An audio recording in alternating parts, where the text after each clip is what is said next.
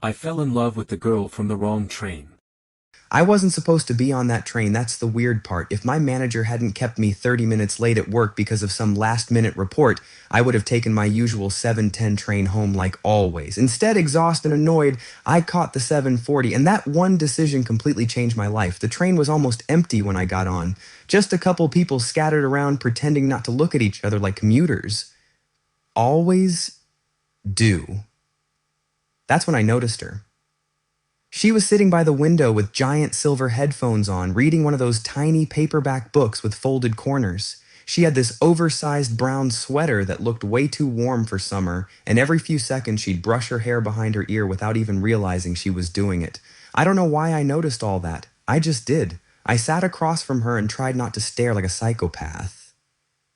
The city lights reflected against the train windows, while rain tapped softly outside. Honestly, the whole thing felt like some cheesy Netflix movie. Then the train suddenly jerked hard, and her iced coffee flew straight out of her hand. It splashed everywhere, mostly on my shoes. She ripped her headphones off immediately. "Oh my God, I'm so sorry." She looked genuinely horrified. I looked down at my soaked sneakers and honestly just started laughing. "At least it wasn't hot coffee," I said. "Otherwise, I'd be suing the train company for emotional damage."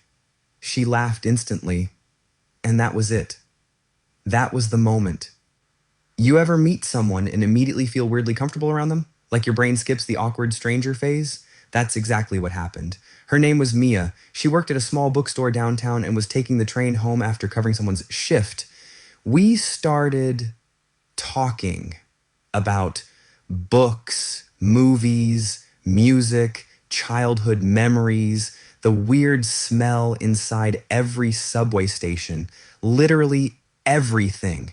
And somehow, during that 30-minute train ride, it felt easier talking to her than talking to people I'd known for years. She had this habit of tapping her fingers against her cup whenever she got nervous, and every time she laughed, she'd look down for half a second before making eye contact again. Tiny things. But I noticed all of them. Then my stop came.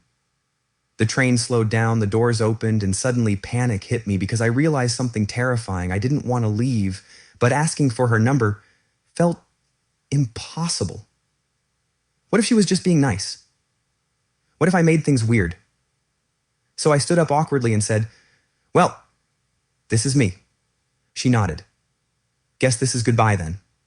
The doors started beeping, and for some reason, I froze. I couldn't move. I couldn't ask. I just stood there like an idiot while the doors were literally about to close. Then suddenly she pulled one side of her headphones off and smiled. "Wait," she said. I turned around. "You're really getting off this train without asking for my number?" I swear my heart stopped. I laughed so hard from relief I almost missed my stop completely. That night we talked until 2 a.m. The next weekend we got coffee together.